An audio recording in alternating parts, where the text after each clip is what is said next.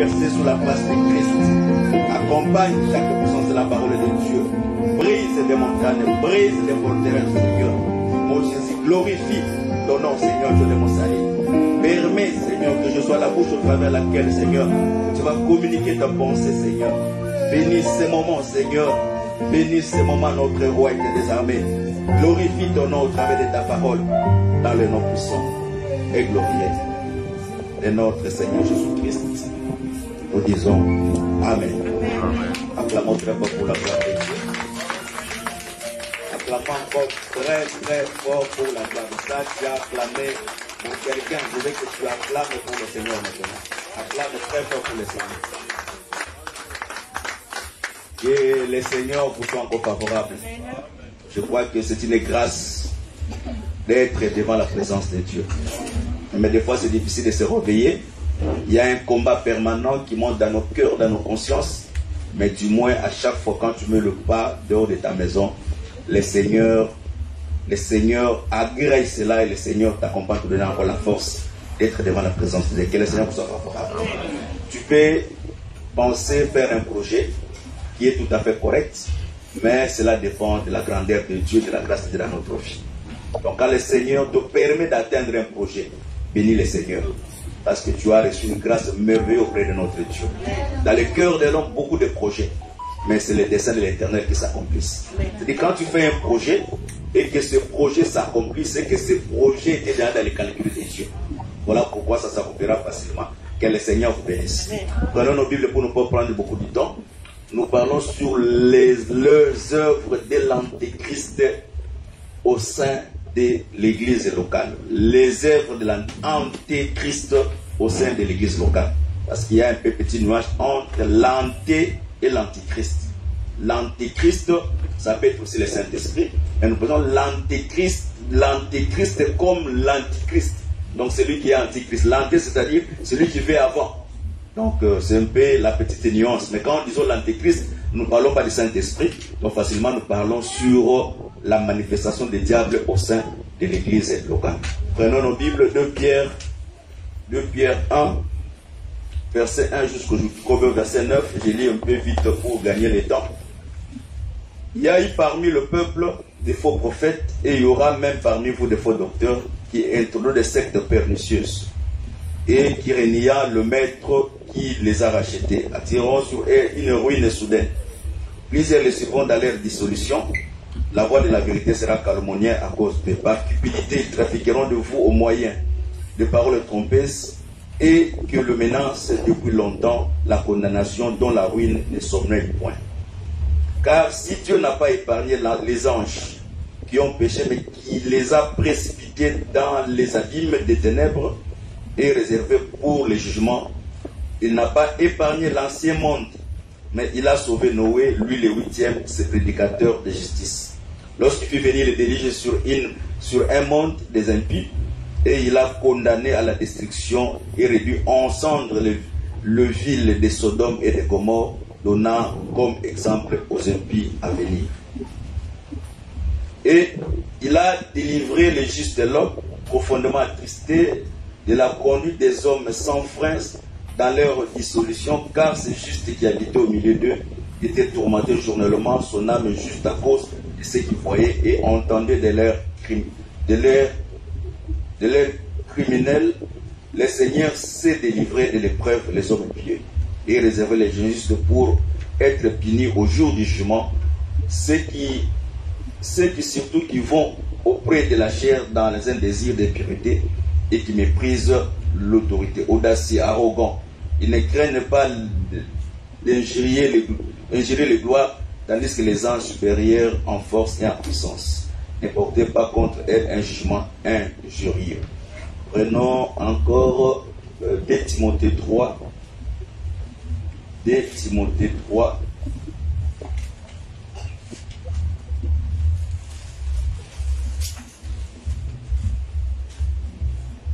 De Timothée 3, je lis au nom de Jésus-Christ.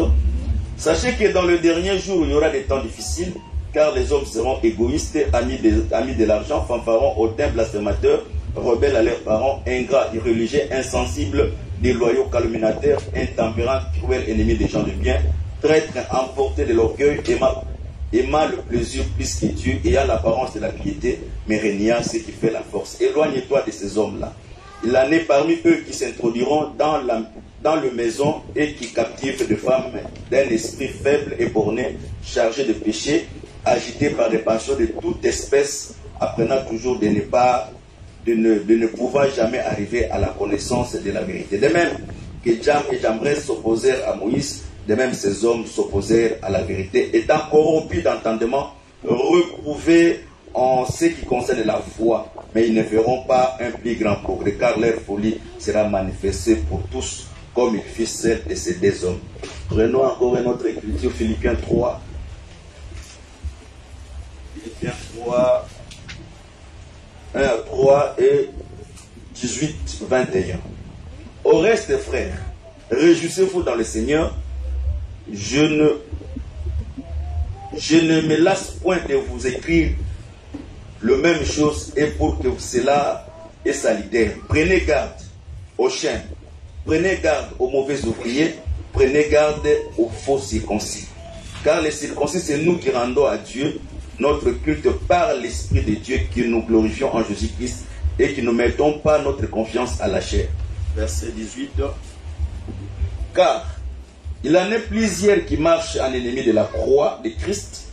Je vous en ai souvent parlé et j'en parle maintenant encore en pleurant. Leur fin sera la perdition. Ils ont pour Dieu leur ventre, ils mettent leur gloire dans ce qui fait leur honte. Ils ne pensent qu'aux choses de la terre, mais notre cité à nous est dans le ciel, d'où nous attendons aussi comme sauveur le Seigneur Jésus-Christ, qui transforma le corps de notre humiliation en rendant semblable au corps de sa gloire par le pouvoir qu'il a assujetti à toutes les choses. Les Thessaloniciens,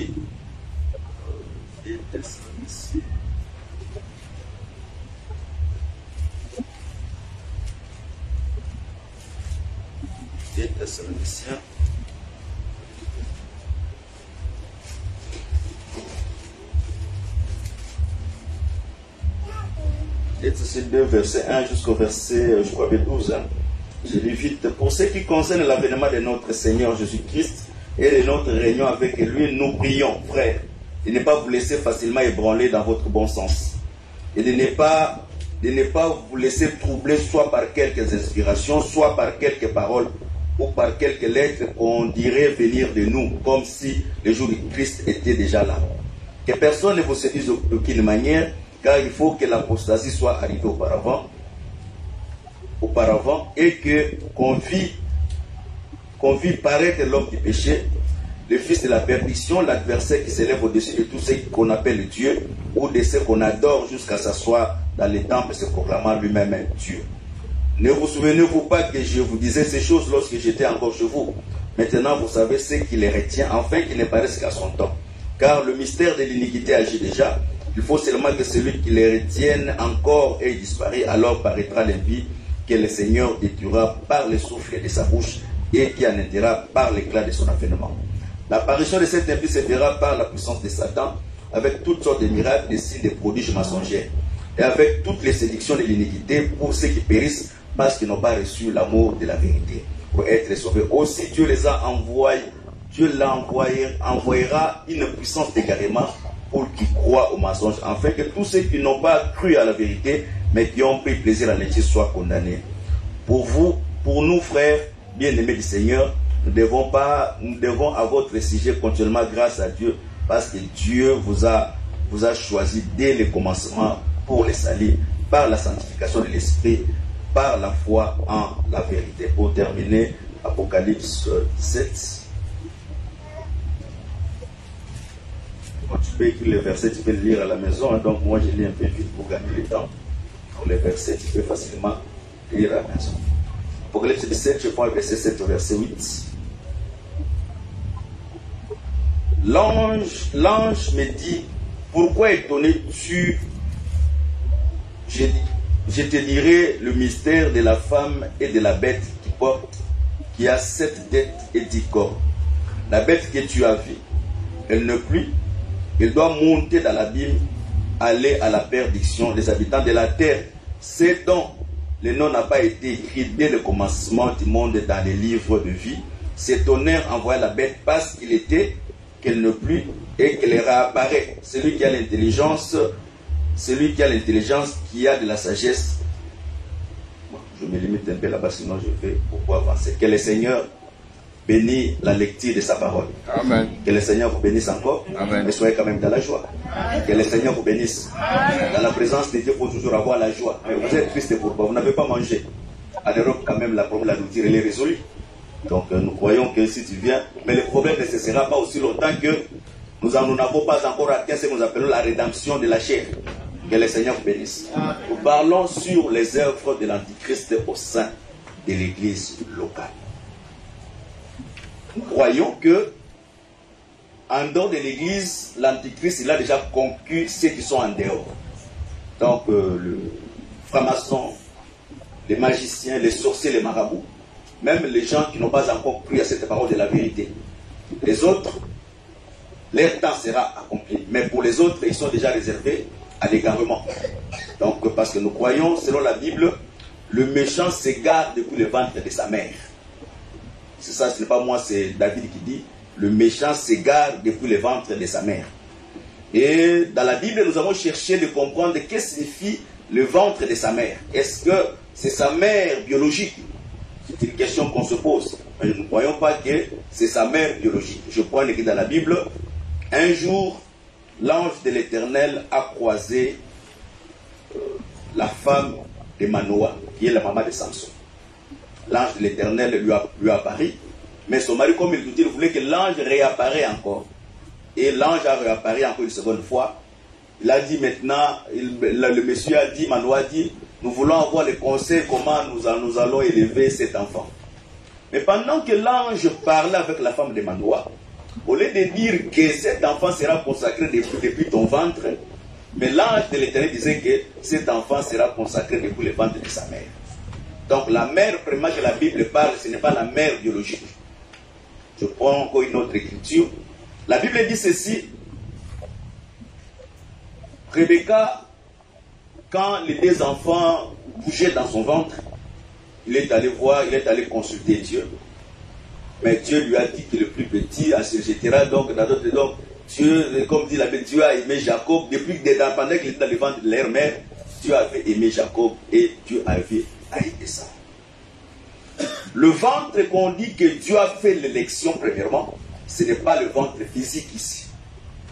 Parce que l'élection de Dieu, ça c'est le ventre, parce que nous croyons que l'éternité c'est une mère qui a conçu un plan. Et cet enfant devait être manifesté dans le temps.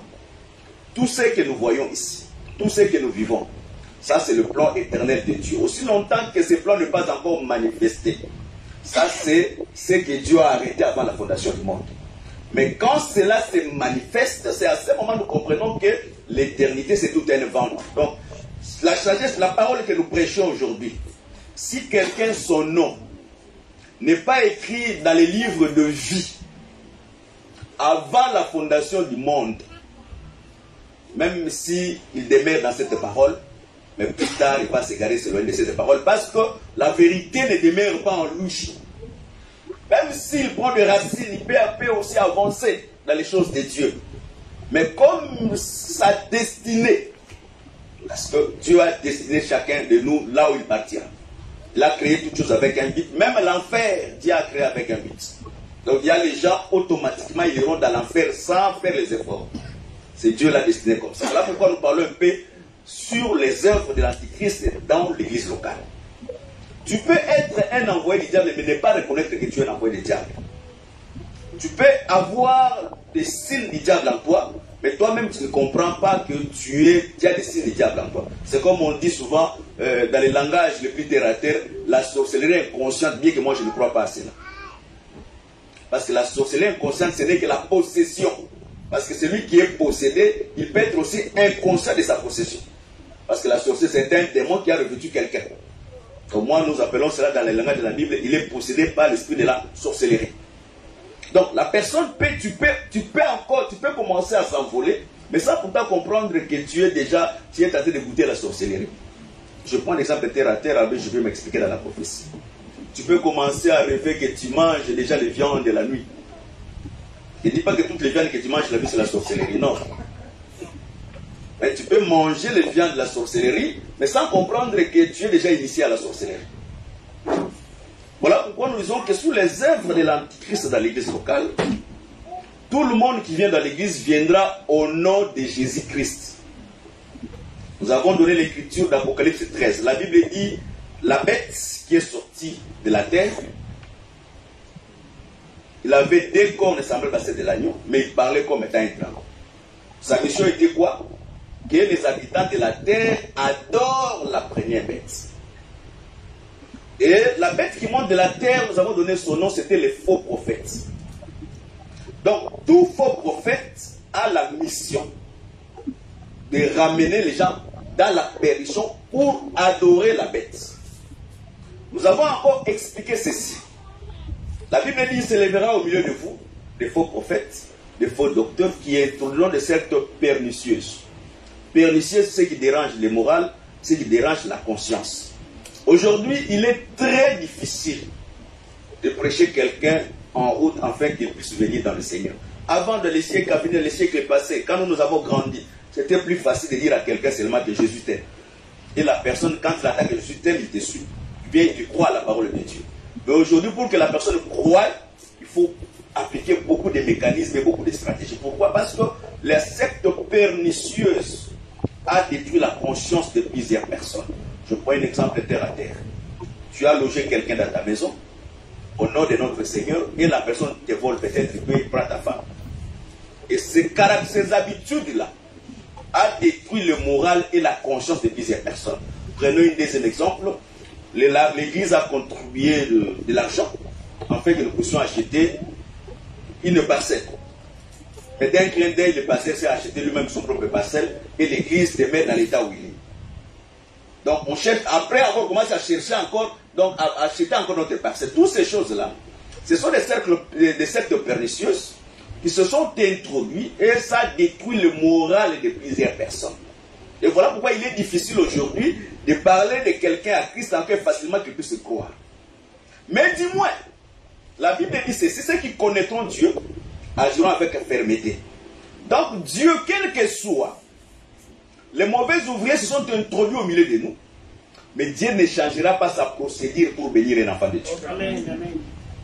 Le Seigneur ne changera pas sa manière parce qu'il y a un faux serviteur qui s'est introduit au milieu de vous. Si le Seigneur il a choisi la manière de bénir, c'est par le mystère de la parole, le Seigneur le fera toujours par le mystère de la parole. Mais dis-moi, quand il y a le vrai te permettra de comprendre celui qui est faux. Tu ne peux pas comprendre le faux si tu n'as jamais vu le vrai. Que le Seigneur bénisse. Je prends un exemple terre à terre. Celui qui n'a jamais touché le vrai dollar entre ses mains. Même si nous fabriquons un faux dollar, il aurait des difficultés de comprendre que ça c'est le faux dollar. Mais il faut qu'il y ait vraiment la vraie monnaie. La vraie monnaie permet de discerner que celui-ci, ce n'est pas la bonne monnaie. Donc, dans d'autres termes, aujourd'hui, le diable n'est pas dans le monde, mais l'église, le diable est dans l'église locale. Il y a une différence entre l'église locale et l'église corps de Christ. L'église locale, quand vous lisez la Bible dans les 7 églises d'Asie, c'était des églises locales. Et c'était des assemblées de saints. L'église d'Éphèse, l'église de Smyrne, l'église de Thyatire, l'église de Laodicée et l'église de Philadelphie. C'était des assemblées de saints. Mais quand il lit Jean, il dit que ce que j'ai contre toi, parce que tu as laissé Jézabel enseigner, ce que j'ai contre toi, parce que la doctrine de Balaam s'est introduite dans l'église. Il a dit ce que j'ai contre toi, parce que tu as connu la profondeur de Satan. Donc aujourd'hui, dans les églises de ce n'est pas étonnant, comme étant une église locale, que la profondeur de Satan, il y a des gens qui ont touché à la magie, à l'occultisme, à la sorcellerie, qui soient au milieu de nous. Que le Seigneur bénisse. Qui soient au milieu de nous. Je vais donner l'exemple terre à terre et je vais continuer à prêcher ce que soit de parler. Je prends un exemple. Le diable peut utiliser aussi la parole de Dieu. Quand dans une église des saints, dite des saints, où il y a moins de la prière, mais il y a plus les débats de la parole, et le débat de la parole qui ne produit pas la vie de la parole des gens qui l'écoutent, mais ce débat augmente seulement la connaissance, mais la vie des gens ne change pas. Ça, c'est déjà l'esprit de l'antique qui est entré dans l'église. Qu'elle se bénisse. Parce que la vie de la prière avec la parole permet que les gens puissent exercer les dons. Parce que nous avons besoin aussi dans nos assemblées, ce que nous appelons les dons de l'esprit. Et dans les dons de l'esprit, il y a ce que nous appelons les dons de discernement. On peut discerner, parce que la Bible dit, Paul dit qu'il faut éviter les gens qui aiment l'esprit de dispute. On peut discerner, il y a d'autres personnes, je sais que j'ai dit au début, tu peux être un ouvrier de Satan sans pourtant comprendre que tu es un ouvrier de Satan. Tu es animé d'un esprit de dispute, mais le dispute que tu fais, tu ne mesures pas la connaissance que tu dégages dans ta bouche et tu n'examines pas cette connaissance par rapport à ta propre vie. Parce que la connaissance doit être proportionnelle à la vie que nous sommes en train de mener. Tu ne peux pas avoir seulement la connaissance, mais cette connaissance-là ne produit pas la vie. Vous savez, dans une église des saints, quand quelqu'un vient, il est un nouveau, il vient dans l'église, il regarde tout le monde. Il regarde tout le monde. En dehors de ce regard tout le monde, dans chacun de nous, même si la personne n'a pas la connaissance, Dieu a mis la loi de la conscience au milieu de nous. Dans chacun de nous. Et cette loi de conscience, c'est aussi une loi qui permet de juger là où Dieu vient. Est-ce qu'on se comprend? Est-ce qu'on se comprend? Je répète.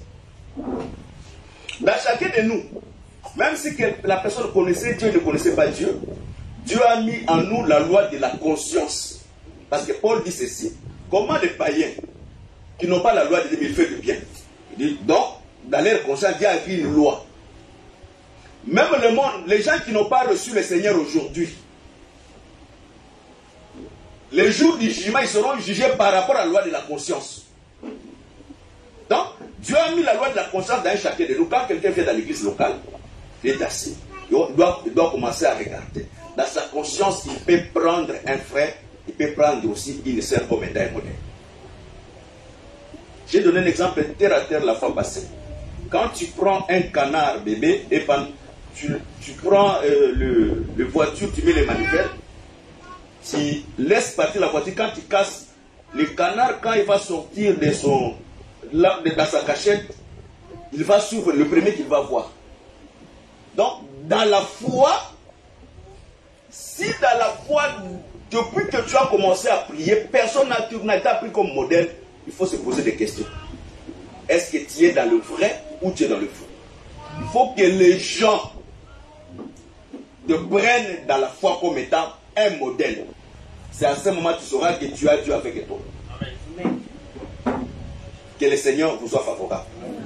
Mais la Bible dit ceci, s'élèveront parmi vous des faux prophètes et des faux docteurs qui sont déjà, les gens déjà qui sont destinés à la perdition.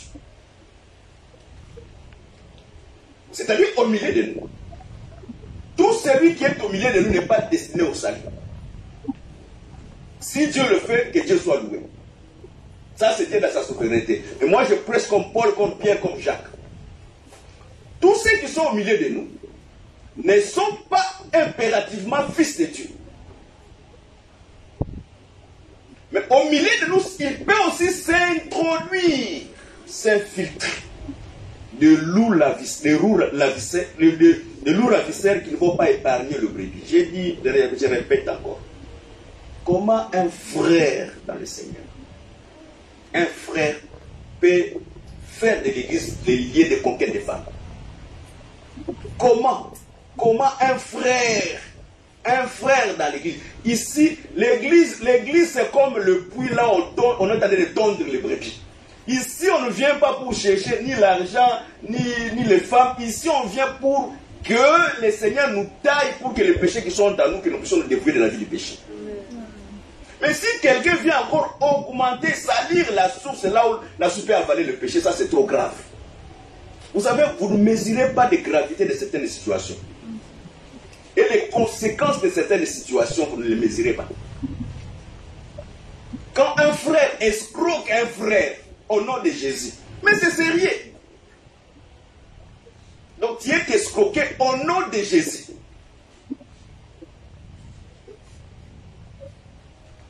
La Bible dit qu'il n'y ait pas de fraude entre les frères. Vous savez, quand dans l'église, on est là, on est conscient. Je vous ai dit, chacun a sa propre conscience. On ne va pas presser ces jours-là des choses qui se trouvent à l'extérieur. Non, ça c'est passé du temps pour rien. Il y a un temps qu'on va parler de cela, mais actuellement on va parler des choses dans l'église, afin que si même le Seigneur venait ici, que même une seule personne soit sauvée. Que le Seigneur bénisse. Chacun de nous est conscient. Même s'il y a un frère ici, il ne peut pas en prêter un autre frère. Il est frère, il salue frère, bonjour, frère, bonjour. Mais quand il dit que bon frère, est-ce que tu peux m'emprunter? Lui-même dans sa propre conscience, il sait que c'est un faux frère, je ne l'emprunte pas. Et quand il y a cela au milieu de nous, c'est que c'est-à-dire il y a encore un travail de la vie d'affaires, de la vie de plusieurs personnes. Amen. Car le fruit de la nouvelle naissance ne se cache pas. Le fruit d'un frère qui est sérieux ne se cache aussi pas. Parce que chacun de nous, il a une vie qu'il est tenté de dégager où les autres sont tentés de faire la lecture. Nous lisons aujourd'hui la Bible, mais on ne se limite pas seulement à lire la Bible. Nous devons aussi lire la Bible de la vie des gens. Tu es tenté de marcher, c'est l'Écriture qui est tenté de marcher. Quand la Bible dit que Jésus était l'accomplissement des Écritures, il n'était pas seulement l'accomplissement des Écritures comme étant les prophéties. Mais Jésus aussi, sa vie propre, c'était l'accomplissement des promesses. Je prends un écriture de la Bible que on a. Le jour que Jésus est parti dans le temple, il a frappé les vendeurs de pigeons, il a renversé la table. La Bible dit, les disciples se souviennent qu'il est écrit que les ailes de ta maison me dévorent. Donc, dans d'autres termes, chaque acte que Jésus commettait, c'était aussi en rapport avec les Écritures. Donc, un enfant de Dieu, quand il est en train de marcher, on doit lire les Écritures dans sa vie. Amen. Non seulement les gens du monde, mais il faut que dans l'église, là où tu pries, que les gens puissent lire la vie de Christ en toi. Parce que quand nous venons ici, nous sommes en train de te communiquer la vie de Christ. Mais quand tu sors, tu n'as pas la vie de Christ. C'est qu'on a mal communiqué la parole de Dieu. Ou peut-être que tu es une mauvaise terre. La Bible dit, Dieu n'a pas épargné, ce n'est pas moi, c'est Jacques-Pierre qui dit, Dieu n'a pas épargné les anges. Et Dieu n'a pas épargné les impies, la ville où était Noé, et Dieu n'a pas épargné la ville de Sodome et Gomorrhe. Et cet exemple est écrit dans la Bible pour aussi faire comprendre les impies à venir. Qu'est-ce qui s'est passé au temps de Noé? La Bible dit, les gens allaient au travail, les gens aimaient le travail, les gens se mariaient, les gens construisaient des maisons, et le fils des hommes sont devenus belles, et ils sont se liés avec le fils de Dieu. Vous savez, jusque-là, depuis que cette assemblée, si ça fait, je ne tiens pas seulement ici, depuis longtemps, l'assemblée n'a jamais fait un mariage de l'assemblée de ça. Peut-être un ou deux. Mais l'assemblée correctement. Un frère. Il a commencé dans la foi. Peut-être le frère Patrick. Mais la sœur, si je cite les noms, ne vous tracasse pas. Je peux citer ce que nous avons vécu. Avec la sœur Fanny. Peut-être le seul mariage que je connais dans l'église. Qui a respecté un peu les procédures de la doctrine. Mais tous les restes des mariages, ce sont des ramifications. On ramifie, donc on prend même les fils de deux couleurs, on met dans le même champ. Mais si l'église ne parvient pas, voilà pourquoi on ne va pas parler de l'église des gens qui sont... Non, il faut rentrer ici dans l'église. Parce qu'ici nous avons des sœurs qui sont encore célibataires. Et nous avons encore des frères qui sont encore célibataires. Il faut que l'Église ait la capacité de faire marier les frères et les sœurs dans la doctrine de Christ, en respectant chaque point de la doctrine, depuis le début du fiançailles selon les hommes et jusqu'à la consommation du mariage. Ce sont des signes qui montrent la stabilité de la foi dans une assemblée. L'instabilité de la foi de toute une église, c'est quand celui-ci se marie avec celui-là, celui va se marier avec là-bas, donc on est seulement là. Non. Dans un certain temps, même quand Israël marchait, il y a ce qu'on appelle l'ordre dans le campement. Dans un certain temps, on doit mettre l'ordre dans beaucoup de choses. Je crois qu'il y a encore beaucoup de choses à mettre de l'ordre. Que les gens finissent. C'est les impies à venir. Ce qui est arrivé au temps de Noé, où les filles sont devenues des filles des hommes, les filles sont devenues très belles. Et cela a provoqué la colère à venir. Dieu appelle ce qui est arrivé, ce sont les impies à venir. Là, Dieu ne parle pas seulement des prédicateurs, il dit tous ces gens qui étaient là-bas à ce temps-là, ce sont des impies à venir. Et il prend encore l'exemple de Sodome et l'exemple de Gomorrhe. Qu'est-ce qui est arrivé au Sodome et Gomorrhe? C'était l'immoralité le plus grande, où les hommes couchaient avec les hommes et les femmes. Aujourd'hui, les femmes couchaient avec les femmes. C'était l'immoralité. Et cette immoralité, la Bible dit, les justes de Lot étaient tourmentés jour et nuit. C'est-à-dire, un enfant de Dieu, le péché doit les tourmenter. Quand quelqu'un, le péché ne les tourmente plus, il se réjouit du péché. C'est-à-dire, c'est un fils de la perdition. Vous savez, un vrai enfant de Dieu, quand il pêche, doit sentir une douleur profonde dans son cœur. Mais quand tu pêches, tu ne sens pas une douleur profonde dans ton cœur, tu as encore la vie de péché. Sache-le que tu vas déjà vers le mal. Que le Seigneur bénisse. Et nous avons tenté encore d'expliquer, vers les derniers temps, il y aura des temps difficiles. Nous croyons que dans les temps où nous sommes, il y aura des temps difficiles. Les choses ne seront pas faciles. Avoir les papiers, ça ne sera pas facile. Avoir une femme ou bien un mari parfait, ça ne sera pas facile parce que nous sommes au temps de la fin. Travailler dans son atelier du travail, avoir un travail et rester en train de bien...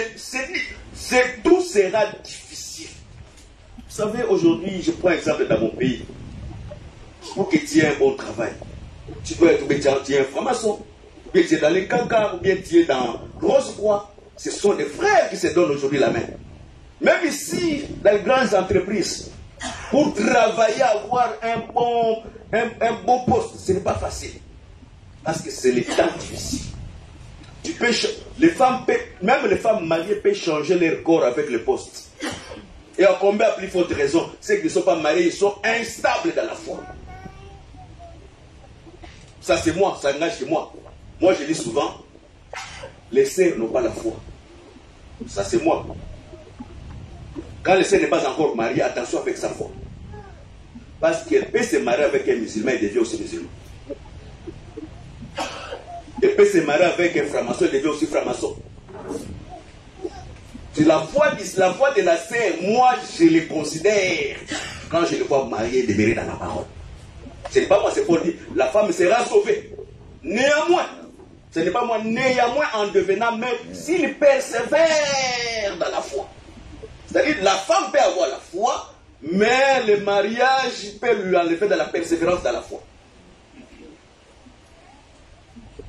Quelle est cette obéissance? La Bible dit, à cause des temps difficiles, on aura des fanfarons, des gens cruels, des gens sans cœur. Vous savez, il y a des gens qui sont sans cœur.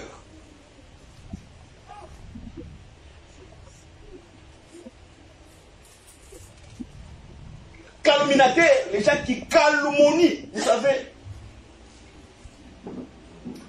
Je sais que tout le monde a cet enseignement que l'homme parfait sur la terre n'existe pas. l'homme parfait sur la terre existe.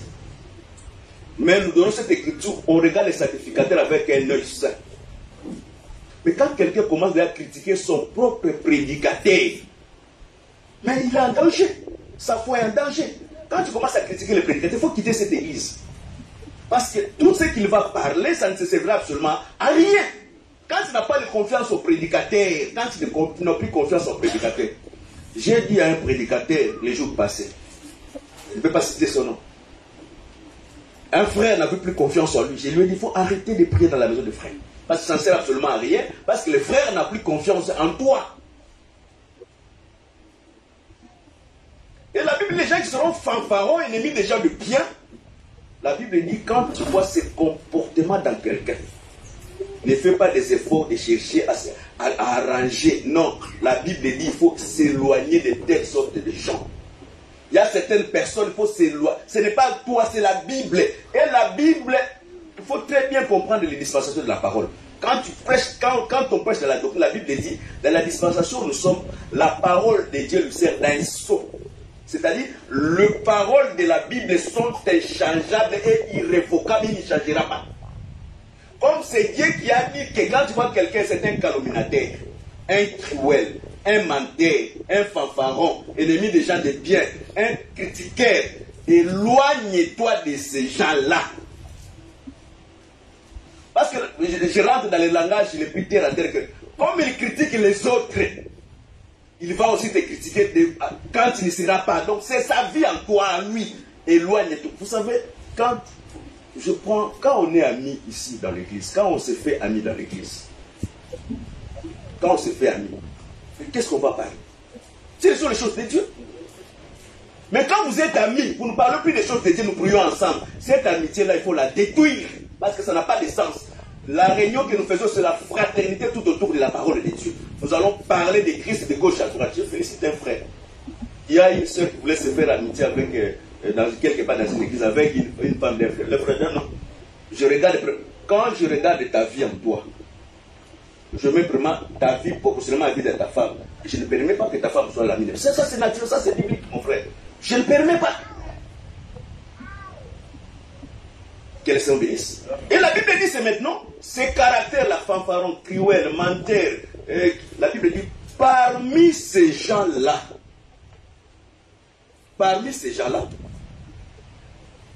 comme ils sont agités dans le péché, ils sont dans l'église en train de calculer, de regarder les femmes. De regarder. Quand tu trouves seulement une femme faible, c'est pas moi, c'est la Bible qui dit, une femme faible de l'esprit, lui-même aussi agité de péché. Ce n'est pas seulement le monsieur qui s'est introduit au milieu de nous, mais lui-même aussi, la sœur est agitée par le péché. La Bible dit toutes sortes de péchés, elle est agitée. C'est ces gens-là que ces gens prennent captifs, ces femmes. Voilà pourquoi nous avons dit ceci. On ne blague pas avec la femme d'autrui.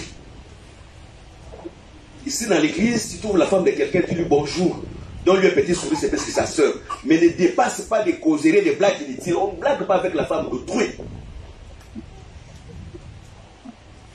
Ça, c'est un respect que nous allons marteler sur ça pendant plusieurs jours. Vous savez, il n'y a plus la chose la plus humiliante, c'est avoir le courage de draguer la femme d'un frère.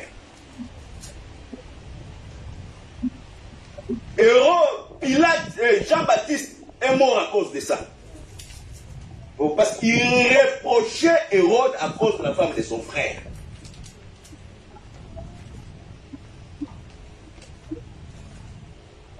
Que les Seigneur bénisse. Vous savez, c'est comme un frère a dit, je suis venu avec ma femme à l'église. Mais aujourd'hui, je suis divorcé, je ne suis plus dans l'église. Mais c'est grave. Je suis venu avec ma femme, ma famille dans l'église. Mais aujourd'hui, l'église a détruit mon mariage. Or, l'église n'est pas censée détruire le mariage.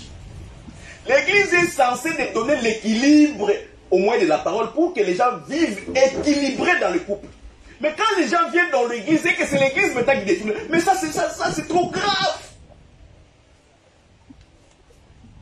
Et il y a encore des gens qui restent encore dans cette église. Mais c'est diabolique.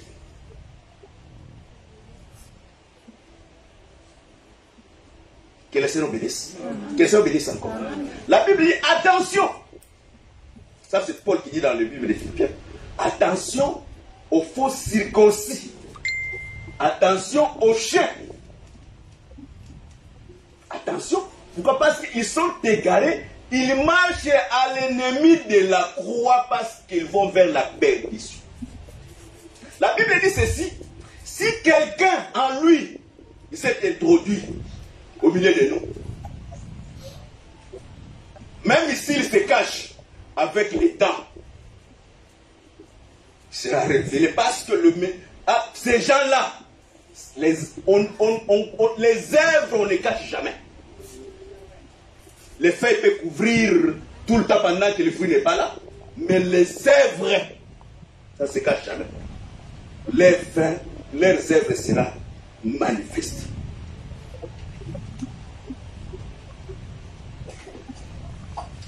Que le Seigneur bénisse.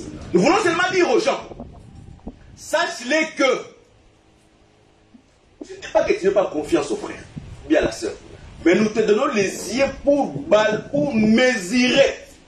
Chacun doit avoir l'unité de mesure les uns envers les autres par rapport à la parole de Dieu. Et ça nous permettra de marcher dans la sainteté, dans la clarté. Quand tu es trompé dans ta propre convoitise, tu es encore un autre péché. Je dis chaque fois, quand un frère ou bien quelqu'un dans la vie, il a la capacité dans l'église de draguer ta femme, c'est qu'il a trouvé une porte de faiblesse dans la vie de ta femme. Il a trouvé une porte, ou bien lui, je ne sais pas s'il est qui, ou encore il a trouvé une porte. Parce qu'une femme qui se respecte, il marche avec. Si ce n'est pas son mari, il a toujours un longueur de 12 coudées, 2000 coudées de distance. Tout celui qui n'est pas ton mari dans la vie, il doit y avoir toujours 2000 coudées de distance. Je prends l'exemple terre à terre. Vous savez, il y a des foyers qui ont 5-6 enfants, 4. Détruire un couple de 5-6 enfants. Quelles sont les conséquences? La vie de ces enfants-là qui vont rester innocents. Pourquoi? Parce qu'un frère, un faux frère s'est introduit au milieu de nous. Ou une sœur faible, bornée, qui n'a pas encore reçu la vraie connaissance de la parole. Mais même si pas la parole, on est de Bantou. Même le coutume Bantou qui est en vous, ces valeurs-là, vous le perdez. Il y a certaines valeurs qui n'est pas contre la parole, qui sont tout à fait normales. Que le Seigneur bénisse. Et il s'introduit des faux circoncis. Gare au chien, aux faux circoncis, celui qui s'appuie sur la chair. C'est comme un soi-disant un homme de Dieu. Il est tombé avec une sœur et après il dit à la sœur, tu n'as pas péché. Ah, tu tombes encore, tu n'as pas péché. Là, ça allait très loin. Comment tu peux rassurer quelqu'un qui n'est pas péché, mais la Bible, la loi, la parole que toi tu te prêtes, c'est le péché. Le péché, c'est quoi? C'est la transgression de la loi. C'est la définition biblique du péché. Vous avez transgressé la loi. Au lieu de dire à la personne de se repentir, tu lui dis que tu n'as pas péché. C'est-à-dire tu as expié ce péché. Or, sur la terre, ce n'est que le Fils de l'homme qui a le pouvoir de pardonner le péché.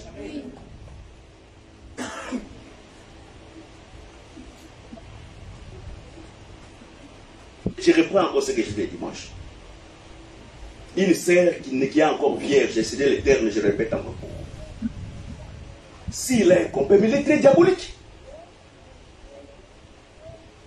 Celui qui est encore vierge, ou un vierge dans le Seigneur, c'est celui qui s'occupe des choses de Dieu. Ça, ce n'est pas moi, c'est Paul dans 1 Corinthiens 7. Il dit que celui qui est vierge s'occupe des choses du Seigneur. Mais un vierge, en étant vierge, mais il est incomplet, mais il est très diabolique, il est souillé. Ça, c'est le cas seulement de la virginité comme étant marque de fabrique. Mais spirituellement, elle est diabolique.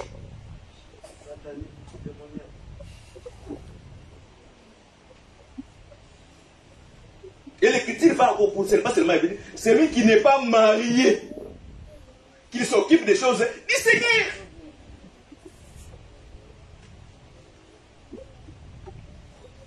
Déjà comme le frère Christian, il est encore célibataire. Tu dois t'occuper des choses du Seigneur. Mais quand on voit les frères, il est célibataire, mais lui, il est seulement la tête comme ça. C'est comme si un serpent qui est tenté de marcher dans le désert, il fouille la poussière.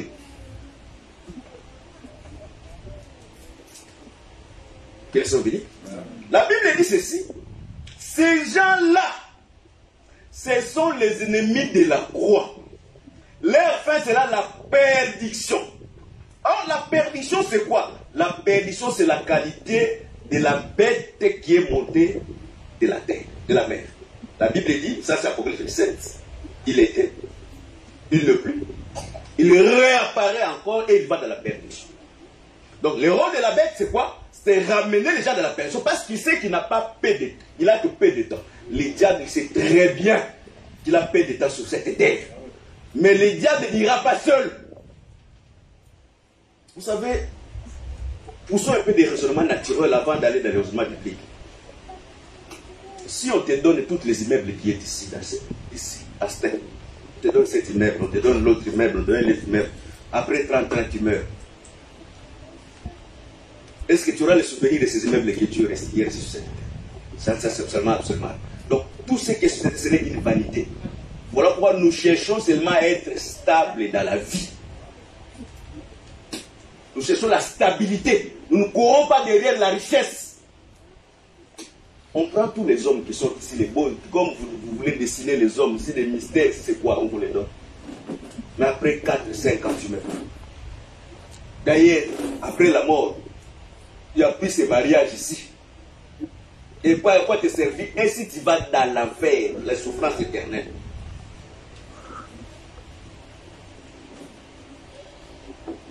Quels sont les ministres? Tu ne peux pas servir sur cette terre si c'est pas une bénédiction venant de Dieu. Le seul qui bénit avec la paix et la stabilité, c'est Dieu.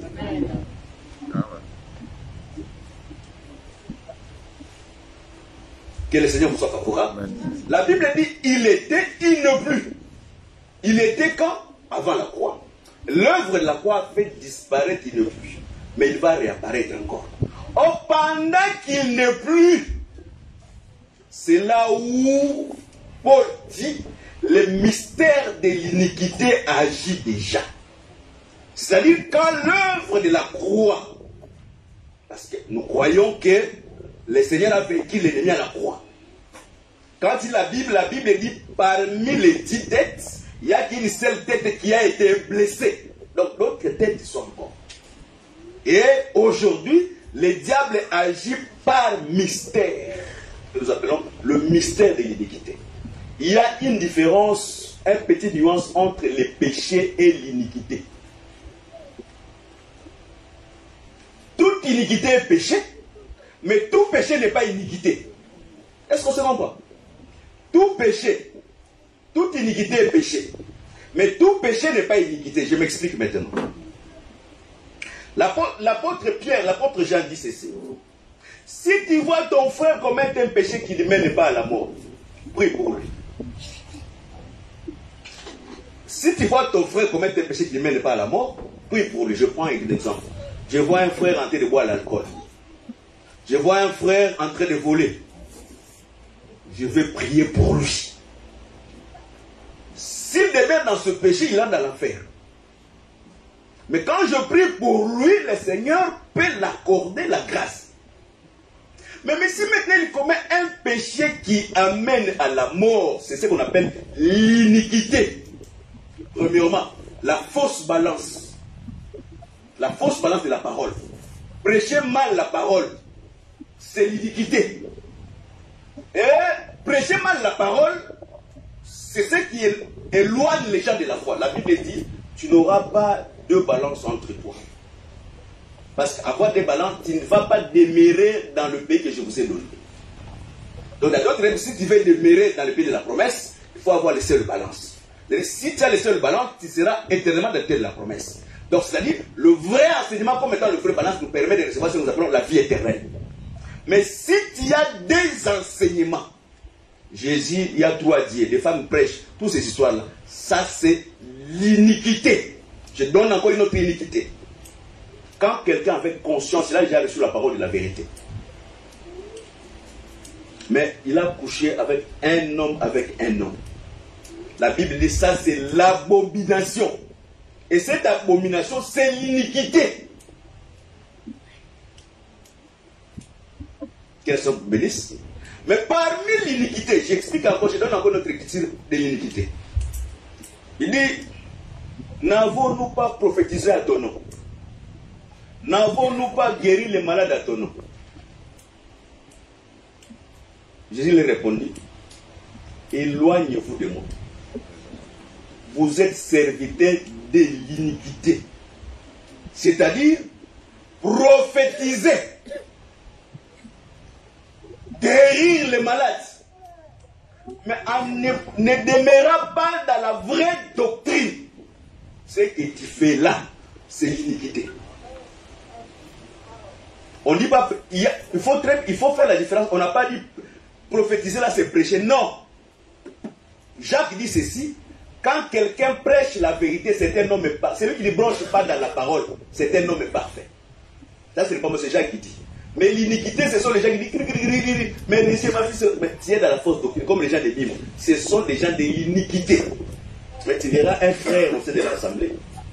En cachette, il va consulter un prophète de Bible. Il dit comme il dit le nom de Jésus. Mais tu peux porter le nom de Jésus. Mais si le nom de Jésus n'est pas en toi, tu es dans la fausse. Donc, la bête qui ne plus, qui réapparaît. Aujourd'hui, la bête ne plus. Mais il n'a pas laissé vide, il est en train de travailler par le mystère de l'iniquité. L'iniquité, c'est quoi? Élever le péché. La Bible dit, lorsque la charité de plusieurs refroidira, l'iniquité va croître. Mais Paul a expliqué qu'est-ce que signifie la charité. Est-ce que donner les dons aux pauvres, c'est la charité? Non. Prêcher les mystères, c'est la charité? Non. Avoir la connaissance de tous les mystères. Comme les gens se prétendent, il a la connaissance de tous les mystères. Ah non, les 7 tonnerres, le balancement des nuées. Donc, avoir toutes ces connaissances-là, la Bible dit que ce n'est pas la charité. La charité se réjouit de la vérité. La charité, c'est celui qui pardonne tout. La charité, c'est celui qui supporte tout. Donc, on doit voir les qualités. Voilà pourquoi nous sommes que la charité, c'est les tuniques à plusieurs couleurs que Joseph avait mis. Donc, quand tu mets la tunique de Joseph, comme étant la charité, on doit voir toutes les couleurs de la charité en toi. Et c'est ça, on saura que tu es un enfant de Dieu. Et puis, la bête qui ne plus, qu'il va faire la perdition. Aujourd'hui, le diable agit par mystère. Et les gens qui n'ont pas reçu l'amour pour croire à la vérité, que le Seigneur bénisse. C'est par là que nous avons commencé. Il y a les gens qui n'ont pas reçu l'amour pour croire à la vérité. Je prends un exemple. Quand tu dis à un kimbanguiste qu'il est dans l'égarement, mais lui il trouve qu'il n'est pas dans l'égarement. Et il demeure dans le kimbanguisme. Donc, dans d'autres